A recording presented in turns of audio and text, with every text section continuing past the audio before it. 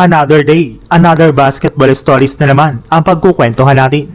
At ngayon nga ay pag-uusapan natin ang balitang nagsalita na nga po si Mike Dunleavy sa posibilidad na pagiging out for the season ni Stephen Curry. At ang balitang may secret weapon na nga po ang Los Angeles Lakers laban sa Denver Nuggets. Mas lumaki pa nga pong lalo ang posibilidad na mahulog ang Golden State Warriors sa ika-9 seed o di kaya naman sa ika-10 seed. Ibig sabihin, mukhang malabo na rin naman nga po na makapasok pa ang JSW sa darating na playoffs ng West.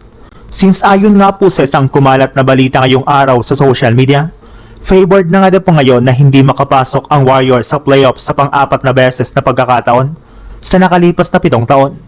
Bukod nga po sa sunod-sunod na pagkawala at pagtatamo ng injury ng kanilang mga players, ay hindi na naman nga po sapat ang lakas ngayon ng kanilang lineup para makapag-compete kahit man sa mga teams na nasa play-in tournament kagaya ng Los Angeles Clippers, Phoenix Suns, at maging sa Portland Trail Blazers.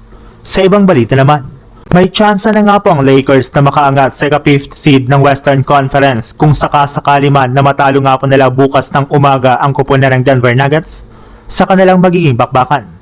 At bago pa man nga po mag-umpisa ang kanilang laro, ay mismong si Coach JJ Redick na nga po ang umamin sa kanyang naging interview ng mga nagdaang buwan na ibang-iba na nga po ang galaw at game plan ngayon ng kanilang kupunan.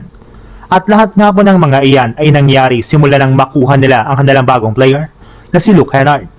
Kung noon nga po ay masyado silang nag-struggle pagdating sa 3-point shooting, ngayon nga po ay mas nagiging madali na para sa kanila na maka-score dito. Kaya gumagawa na nga po sila ngayon ng play para kay Luke Kennard sa kanilang mga laro, which is nagiging epektibo rin naman since napakalaki nga po ng kanyang impact sa kanilang scoring off the bench sa kanilang kupunan.